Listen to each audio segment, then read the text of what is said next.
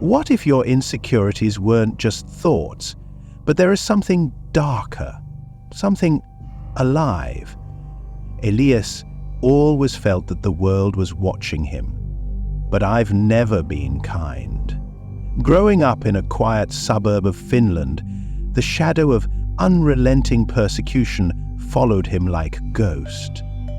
At school, children mocked his long, unruly hair, mocking his love of music, and smiled at his frugal clothes as they whispered rebellion. Although physical caricature faded in middle school, the whispers still carved deep wounds in my own feelings. His loneliness made him an outsider, spirit in his own life. He walked down the aisle with his shoulders hunched. Take your eyes off every look. Only his room was safe. It smells faintly of pine mixed with old books and forgotten dreams. When reaching high school, Elias hoped to have a clean slate, but the past clings to him. A mocking laugh resounded in his heart like a cruel lullaby. Everything changed the day he met Sophia in August 2023. She wasn't just beautiful, but she's also charming. Her smile filled the restaurant like sunlight through a storm. Her confidence draws people in like a moth to a flame. For Elias, she is untouchable. It was a figure carved from light and dreams. He watched her from a distance. His heart was pounding. Receive your glow and wonder what happened. But when his old friend dated her for a short time and ended a week later, imagination collapses. Elias tried to bury his feelings by paying attention to the quieter girls in his class, but every conversation fell apart. Her resentment ate away at his fragile self-respect. Loneliness wrapped around him tighter, suffocating him, until May 2024 brought an unexpected change. Haircuts are small, a new style, shorter length, but that can change for Elias. For the first time, he felt a spark of control, a gleam of the person he wanted to be. During the summer, he dared to look people in the eye and began to have a different identity.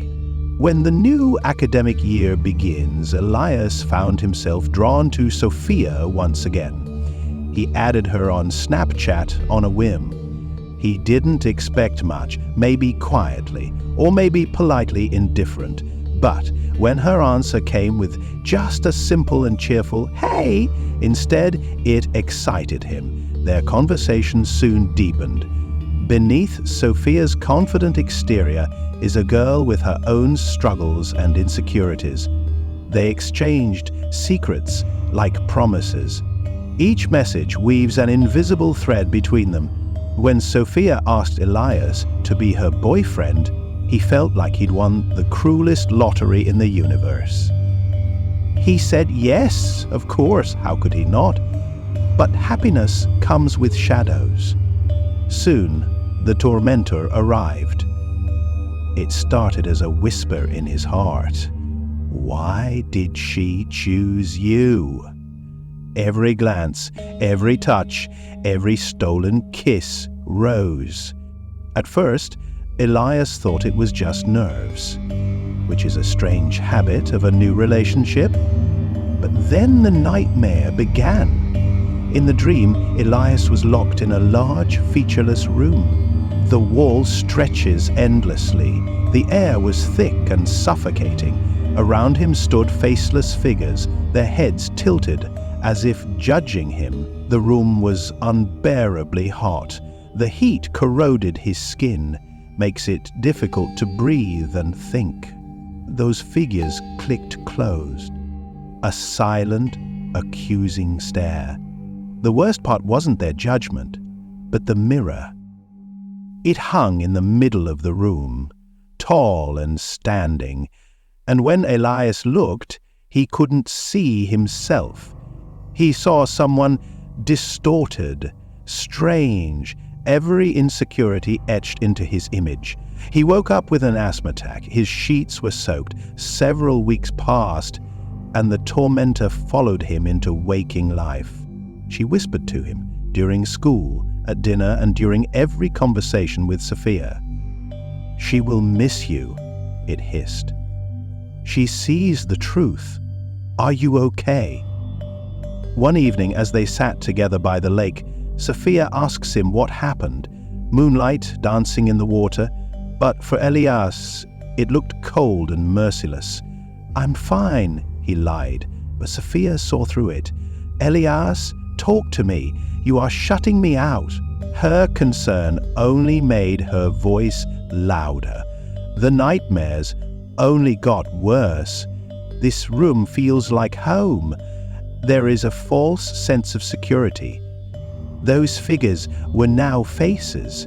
His classmates, his parents, even Sophia. They whispered things he couldn't understand. Their soft murmurs echoed in his ears. One night, Elias couldn't take it anymore. The weight of his fear and insecurity crushed him. He stood in front of the mirror and stared at his reflection, hoping, praying for some clarity. But the picture flickered. Elias stumbled back. His heart was pounding in his chest. Reflection leaned forward, his face curved into a ferocious smile. "You can't escape me!" His voice dripped with malice. "I am you," he said. The lights in his room flickered and the air became oppressively warm.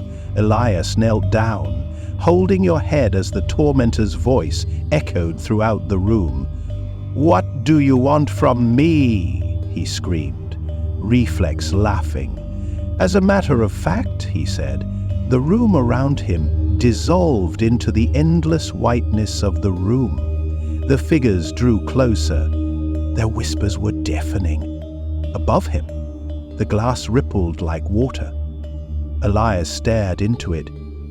He saw every failure, every rejection, every doubt. But then he saw something else, a memory. Sophia's smile. Her hand held his. Her voice says, "He's had enough." "I trust you," Elias whispered. The numbers are paused, the heat stopped, and I believed in myself. The mirror shattered. Shards of glass fell around him like rain. Elias woke up in his room, soaking wet but still alive. The tormentor left, and his whispers fell silent. For the first time, he felt calm, but when he got up and turned on the light, his phone rang. A message from Sophia lit up the screen. "Elias, I need to talk to you. Something is wrong." He frowned as he hurriedly typed a reply back. But before it hits the vehicle, the reflection in the dark window moved. He smiles at me. "You think you won," he whispered, the heat returning. Elias' journey isn't just about battling self-doubt, but it is also a struggle against something dark, something that blossoms from fear and insecurity. Because sometimes the hardest monsters are the ones that stare you in the face. What happens when security becomes a prison and the familiar takes an unimaginable turn? The sun was low in the Finnish sky. It glowed amber on the highway as the Thompson family walked home from a weekend getaway. Kenny sat in the back. His voice comes alive as he recounts one of his craziest daydreams about slaying a dragon and saving the kingdom. Julia chuckled, looking at Mark, who was smiling but still focused on the road. The peace was shattered when traffic ahead suddenly stopped. Mark paid off the car to stop. Mumbling about the bad weather as he went to investigate, other drivers gathered on the side of the road. Their faces beamed with confusion and anger, and they saw it. Under the highway, construction workers were assembling large lead boxes. It swelled like a single peak. Its dull metal surface caught the dying sunlight. Mark's chest tightened as a terrifying sensation overcame him. "What happened?" Julia asked as she followed him. Kenny held her hand tightly. "I don't know," Mark said in a soft voice. "But I don't like it," before they retreated to the car. The alarm went off, a groan that made Mark's stomach fall. The box began to move, the walls slowly expanding outward.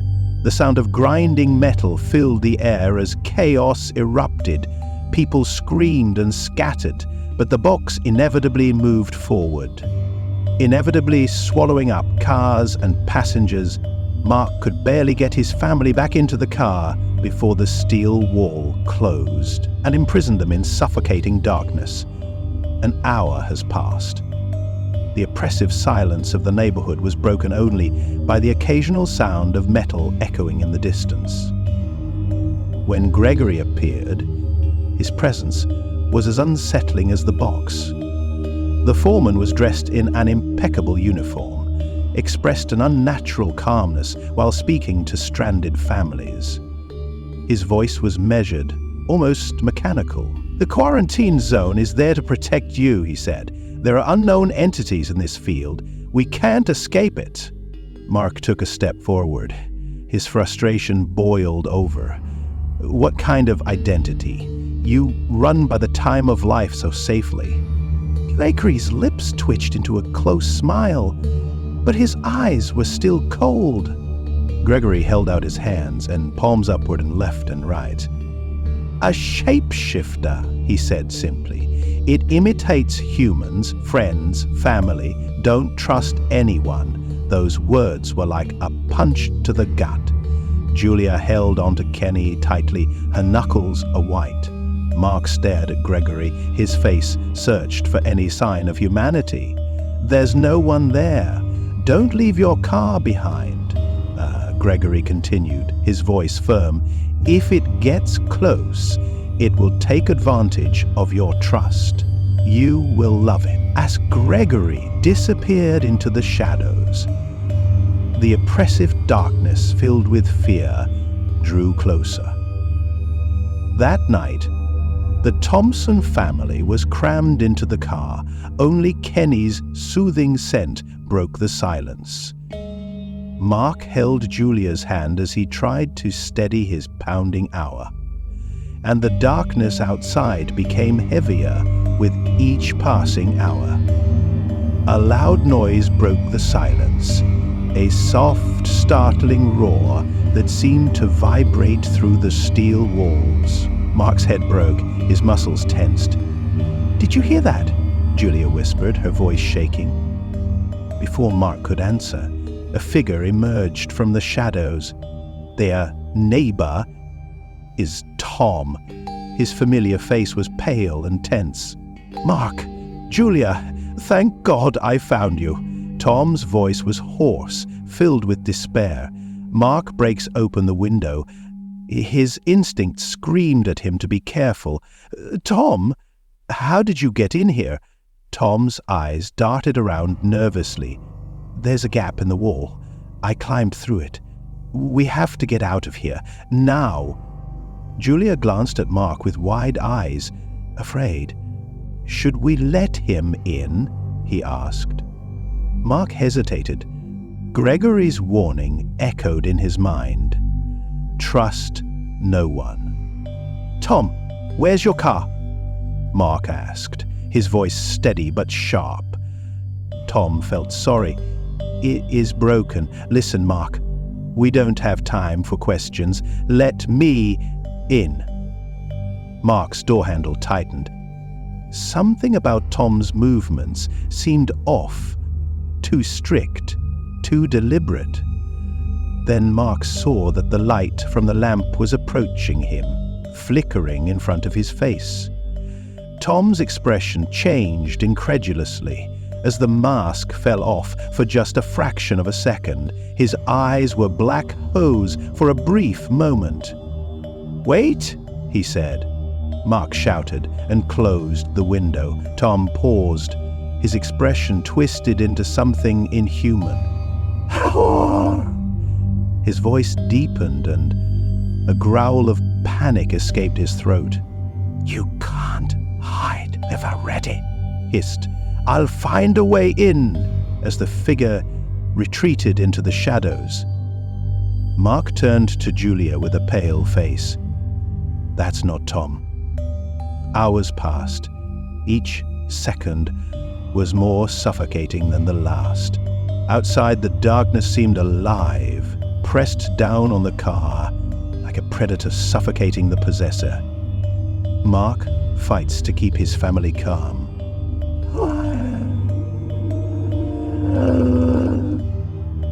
"It took two?" His two croaked out in astonishment, but the tension was unbearable. Kenny then said, his voice low, "Dad, why did Mum come out?" Mark's blood ran cold. Julia sat next to him, holding his hand. He turned around slowly. His heart pounded as he followed Kenny's gaze. Julia stood outside the window, illuminated by a faint light from a distance. She smiled at Kenny. Her expression was gentle and loving. "Come in, darling," she said, her voice muffled by the glass. Mark's grip on Julia's hand tightened.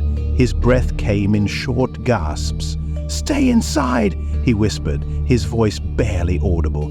Outside, the figure tilted its head. Her smile turned strange. "It's cold in here, Kenny," he said, perfectly imitating Julia's voice. "Don't listen." Julia backed away and cried.